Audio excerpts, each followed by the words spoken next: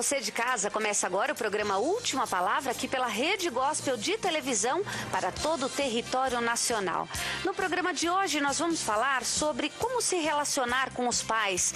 Essa relação dos jovens, não é, com a sociedade e com a própria família. E para falar sobre o assunto, eu tenho a satisfação de receber aqui no nosso estúdio a Vanusa Santos. Ela que é graduada em Relações Públicas, diretora executiva de uma empresa de comunicação, é mãe, é esposa, dona de casa, filha, mulher e entre outros. E ela há 5 anos, gente, olha que trabalho bacana que ela faz. Há 5 anos ela é envolvida em um trabalho voluntário com adolescentes e jovens na zona leste de São Paulo.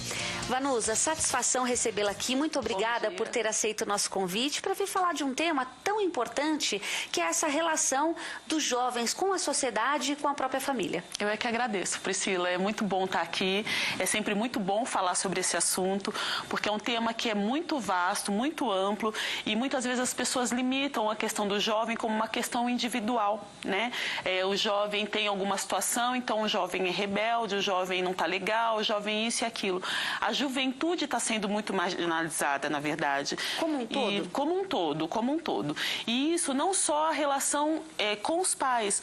A gente percebe que quando se fala em juventude, as pessoas ficam muito preocupadas. Se eu tenho um filho, então eu tenho que me preocupar com o meu filho. Mas, na verdade, se eu não tenho um filho adolescente, eu tenho que me preocupar com a juventude, com o que está acontecendo com a juventude. Só que acontece, eu não sei se você vai concordar comigo, você tem esse trabalho direto com adolescentes, então você pode falar com muito mais prioridade.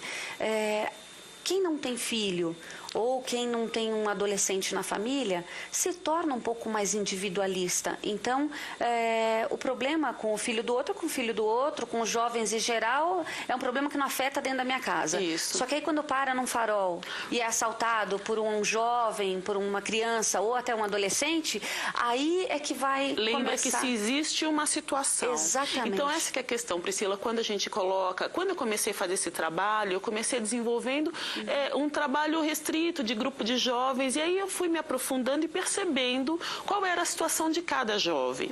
Então você vê que tem muitas situações dentro de casa que se reflete na sociedade e da sociedade que se reflete em casa.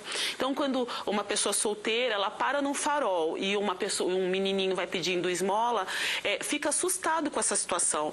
Só que a situação dentro de casa ele não teve um apoio ou talvez não tenha tido nem casa, né? Puxa. Então essa que é a questão hoje. E muitas vezes o jovem já é marginalizado, não na rua, mas na própria família. Dentro da própria casa, exatamente. Dentro do seio familiar, o que é pior, né? A estrutura da família é a coisa mais importante, é fundamental na vida do ser humano, como um todo. Sim. E se a criança ela já cresce sem ter uma proteção, sem ter uma acolhida, como que ela vai transmitir para o outro um carinho, um amor que ela não tem? Então, se eu tenho algo, eu posso te dar esse algo. Se eu não tenho, como que eu vou te oferecer e vou entender que a sua necessidade é essa? Então, tem muito pai dentro de casa que toca no filho mais para bater. Né? Quando toca no filho é para bater, quando se dirige ao filho é para reclamar, é para dizer que ele é isso ou que ele é aquilo, sempre de uma forma pejorativa. Então, não sabe nem o que a criança está precisando. Infelizmente. Né? Então, quando eu tive a ideia de criar o livro, que eu criei foi uma inspiração de Deus para criar esse livro. Eu quero falar a você aí de casa. A Vanusa Santos, ela escreveu um livro, que é um livro muito bacana, voltado realmente a essas questões da juventude, cujo título é A Juventude Nunca Fica Órfã. Então é um livro muito bacana, a gente até recomenda, porque a gente recomenda muita literatura aqui, e a nossa produção analisou também. O livro é realmente muito bacana, bastante oportuno para o momento que a gente vive, onde parece que os valores da família totalmente estão perdidos, trocados, é como você falou. Exatamente. Quando eu comecei a elaborar o livro, Priscila, não foi eu vou escrever, não.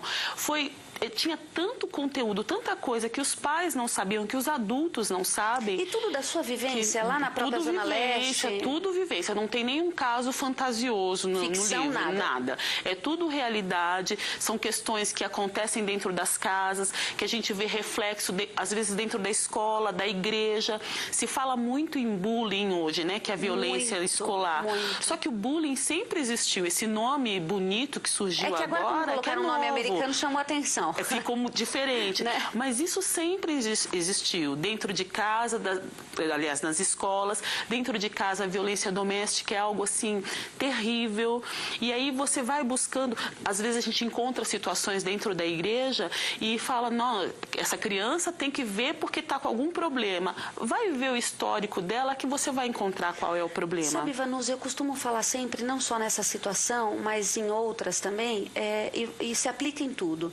As pessoas costumam sempre julgar a reação. Exatamente. Mas ninguém vê a ação, que é aquilo que vem antes. Isso. Primeiro foi feita uma ação para que houvesse uma reação. E é muito mais fácil a gente olhar e julgar a pessoa.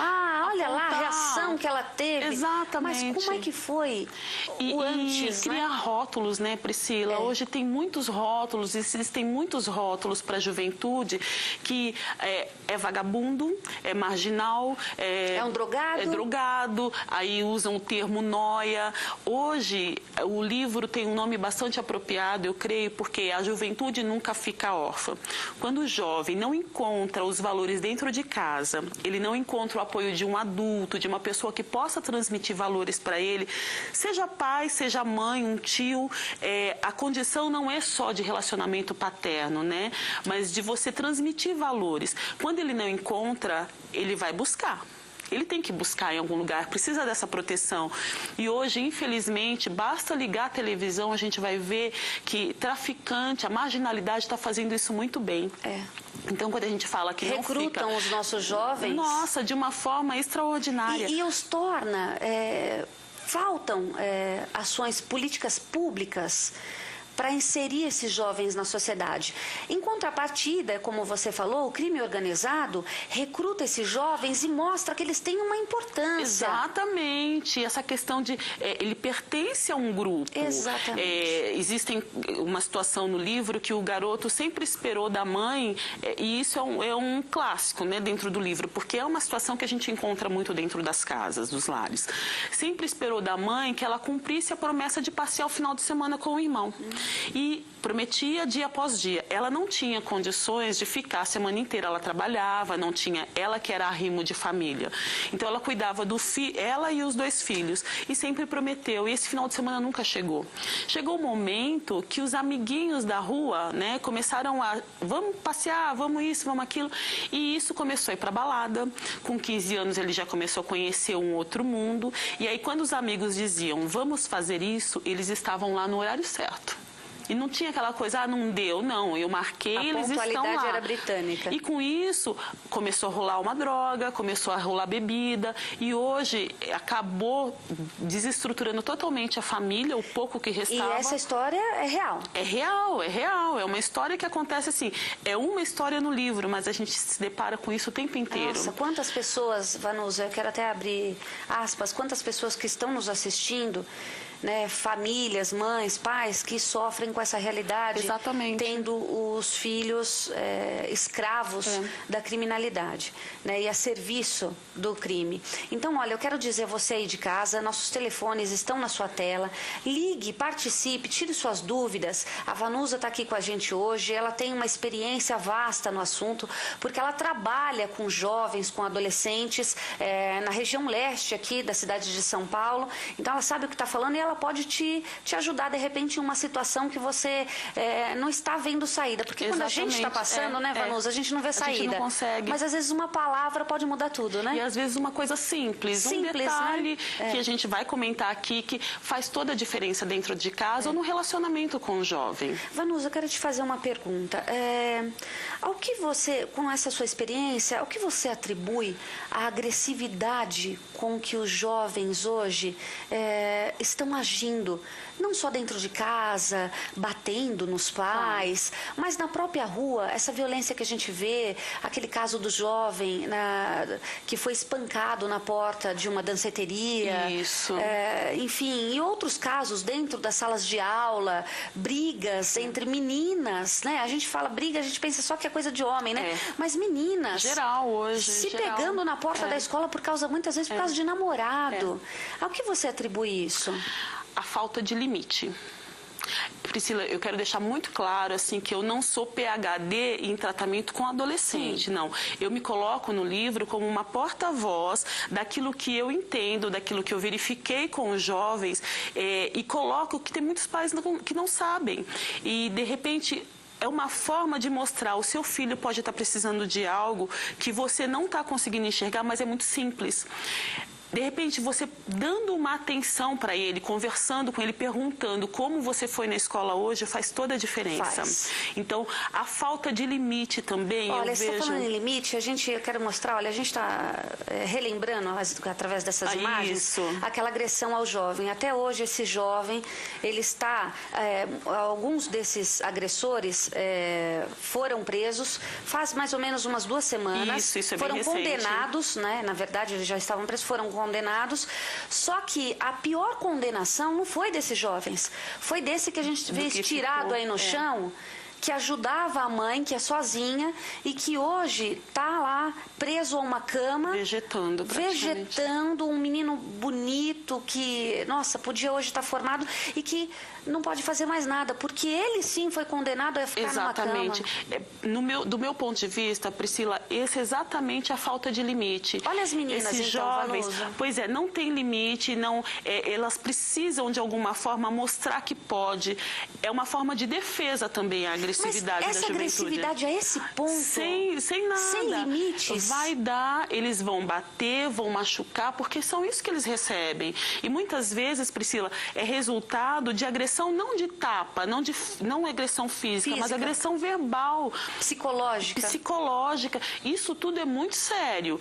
Quando o pai chega em casa, não dá atenção para o filho, não é via de regra, mas é por aí o caminho.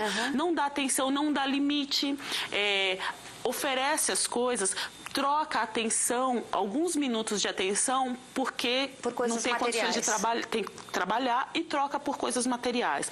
Dia das Crianças dá um monte de brinquedo, que tem que dar sim, eu dei para os meus filhos, a gente tem que fazer isso. Claro. Só que você precisa dar atenção. Uma amiga, agora há pouco a gente conversando na hora de vir para cá, e ela me contou uma situação que é um fato muito sério, que o pai, por falta de tempo para ter com a filha, ele dava muito presente, sempre presenteava com tudo que a menina queria. A menina foi conversar com uma outra pessoa e falou: meu pai pensa que eu sou uma prostituta. Puxa. Isso é muito sério, porque muitas vezes... Ela já se sente vendida ali, né? Porque não tem a atenção do pai. A gente precisa prestar muito atenção. Eu não tenho o dia inteiro com os meus filhos, eu trabalho, eu tenho as minhas responsabilidades. É a sua realidade de tantos que... Exatamente, mas eu preciso ter um tempo de qualidade com os meus filhos. Nem que seja 1 hora. Não importa, o tempo que você vai dormir, que você presta atenção, que você olha no olho e fala: filho, como que você tá? O que aconteceu com você durante o dia? Também não espere uma resposta: ai, pai, foi assim, mãe, foi assim, com detalhes, né, do que aconteceu. Não vai contar. O adolescente não fala.